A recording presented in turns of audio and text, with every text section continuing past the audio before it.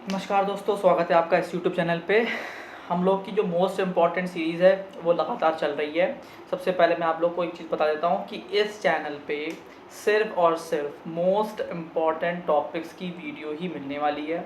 पूरा कोर्स कराने का जिम्मेदारी मेरी नहीं है। आप लोगों को शुरू से पता है, क्योंकि मैं कौन हूँ और यहाँ क्यों हूँ वो आपको मैं बहुत बार बता चुका हूँ, बार बताने की ज़रूरत नहीं है। लेकिन जो न्यू व्यूअर्स जुड़े हैं तो बता दो भैया, मैं एक सिलेक्टेड कैंडिडेट हूँ 69,000 शिक्षक भर्ती का। तो मेरा काम यहाँ पर सिर्फ आपको इम्पॉर्टेंट चीज़ों के बारे में जानकारी देना, उनका ज्ञान दर्शन कराना ही मेरा काम है।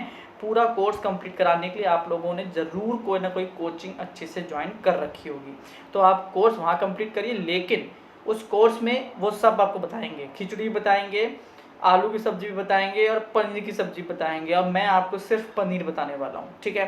तो आप लोग सब खाइए, लेकिन पनीर ज़रूर खाइए, क्योंकि वो असली टेस्ट आपको प्रोवाइड कराती है। तो इम्पॉर्टेंट चीज़ों पे यहाँ पे बात होगी।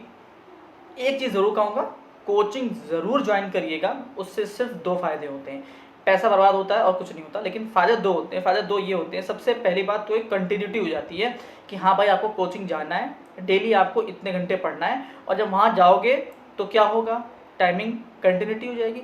दूसरा होता है कि हम जब घर पे स्वयं पढ़ते हैं तो हम होते हैं कुएं के मेढक।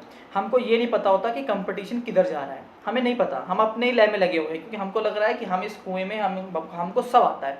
बट ऐसा नहीं है। जब आप कोचिंग में जाएंगे, जब आप बच्चों को देखेंगे, जब आप अपने कंपटीशन को देखेंगे ना, अपनी ही कोचिंग में आप फाइंड आउट करेंगे कि आप कितना पीछे हैं। और जब आपको ये लगेगा कि आप अपनी कोचिंग में कितना पीछे हो, जम के पढ़ाई आप करते हो, बस ये दो फायदे होते हैं, बाकी कोई फ़ायदा वहाँ नहीं होता। क्योंकि जो कंटेंट है वो यूट्यूब पे इतना पड़ा हुआ है कि आपको किसी और लोगों की ज़रूरत नहीं है। लेकिन जो चीज़ें बताई वो आपको कहीं और नहीं मिलने वाली।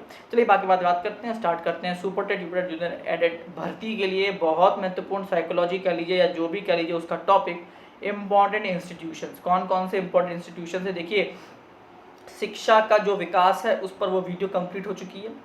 एक वीडियो में केवल टाइमलाइन थी, अगली वीडियो में आधों को समझाया है, अगली वीडियो में आधों को समझाया है। डिस्क्रिप्शन में डाल दूंगा, जो लोग फर्स्ट टाइम ये वीडियो देख रहे हैं तो वो ज़रूर देख के आइएगा। बहुत इंपॉर्टेंट है, most most most important video है वो। ज़रूर उसमें से एक आध क्वेश्चन आता है।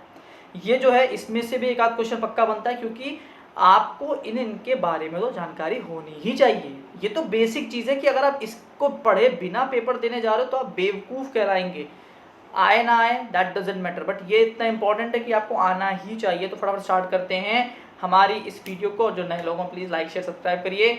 मेहनत कर रहा हूँ तो लाइक शेयर सब्सक्राइब तो बनता है। जल्द से जल्द 1K कंप्लीट करा दो, मज़े आ जाएंगे। स्टार्ट करते फटाफट भैया।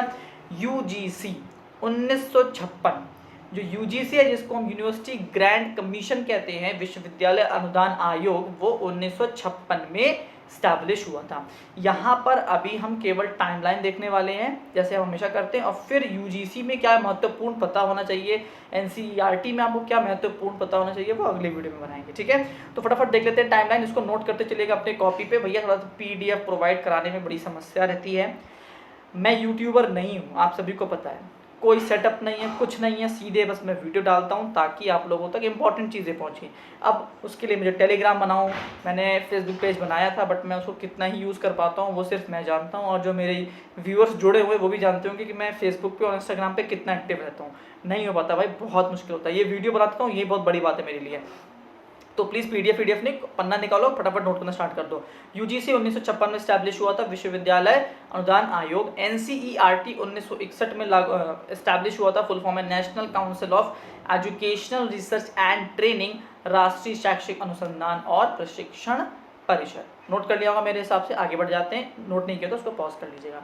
आगे बढ़ते हैं। CBSE 1962 में हुआ था स्टैब्लिश, और central board of secondary education इसकी फुल फॉर्म है, और हिंदी वाले देख ले तो केंद्रीय माध्यमिक शिक्षा बोर्ड, जो CBSE है वो बहुत महत्वपूर्ण।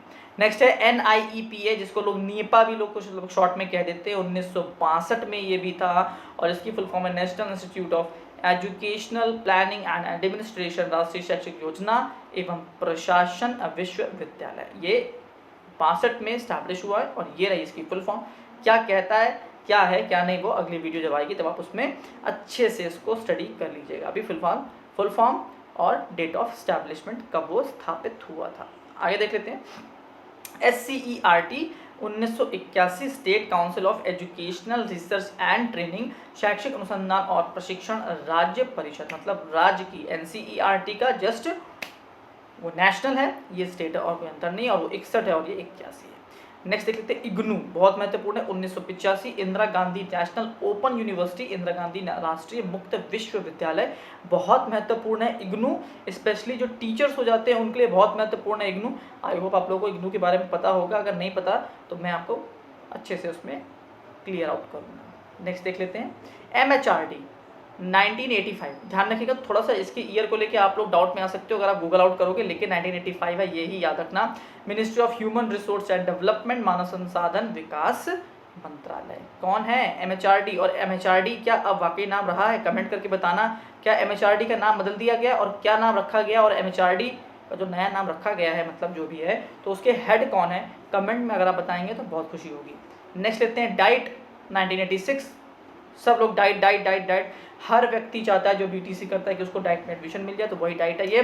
District institute of education and training, जिला शिक्षा और प्रशिक्षण संस्थान, 1986 याद रखिएगा, डेट भी और फुल फॉर्म भी। नेक्स्ट इंपॉर्टेंट जो आपको पढ़ना है वो है SOPT 1993, special orientation of primary teachers, प्राथमिक शिक्षकों का विशेष उन्मुखीकरण। ये एक कार्यक्रम था, ये कोई इंस्टीट्यूट नहीं है, लेकिन इंपॉर्टेंट इसलिए डाल दिया बीच में आपको।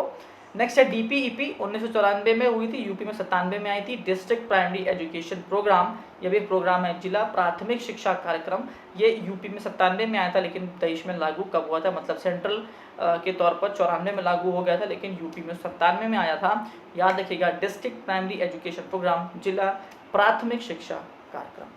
नेक्स्ट है NCTE, सबको जानता है, national council for of teachers education, राष्ट्रीय शिक्षक शिक्षा परिषद 1995, और लास्ट है मिड डे मील, जिसके बारे में कोई फुल फॉर्म नहीं है। मिड डे मील आप सब लोग जानते ही हैं, जो खाद्यान्न बच्चों के लिए बनाया जाता है, जिसको हम मध्याह्न भोजन भी कहते हैं, खाद्यान्न के लिए बच्चों को जो दिन में खाना होता है, जो 1995 में लागू हुई थी।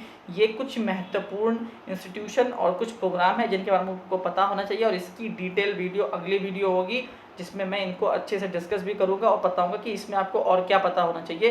देखिए डेट तो बहुत महत्वपूर्ण है, क्योंकि क्वेश्चन बहुत पूछे जाते हैं कि बताइए कि NCERT का स्टैब्लिशमेंट कब हुआ था, SCERT कब स्टैब्लिश हुआ था, SOPT क्या है, वो कब हुआ था, NCTE का क्या कार्य है, कुछ भी क्वेश्चन पूछ सकते हैं, तो उस पर हम जरूर पढ़ेंगे। देखिए सीधी बात एक ध्यान रखिए, मैं मेहनत कर रहा हूँ और मेहनत का फल मैं भी चाहता हूँ, तो प्लीज़ लाइक शेयर सब्सक्राइब करो। क्या बनता है आपका एक लाइक दबाने में, क्या बनता है आप सब्सक्राइब करने में, कुछ भी नहीं जाता, पैसा नहीं जाता, मेहनत करने पे ज़रूर बड़ा कष्ट होता है, लेकिन अगर उसका रिजल्ट मिल जाए तो मज़े भी आते हैं। इतने थकावट के बाद भी वीडियो बनाता हूँ, और सिर्फ इम्पोर्टेंट वीडियो, कुछ बकवास नहीं, चैनल नहीं चलाना है, लेकिन काम कर रहा हूँ तो मज़ा तभी आएगा जब वो चलेगा भी।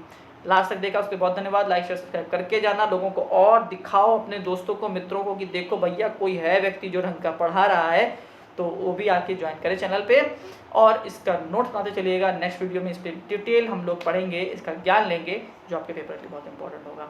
लास्ट तक देखा, धन्यवाद धन्यवाद और धन्यवाद।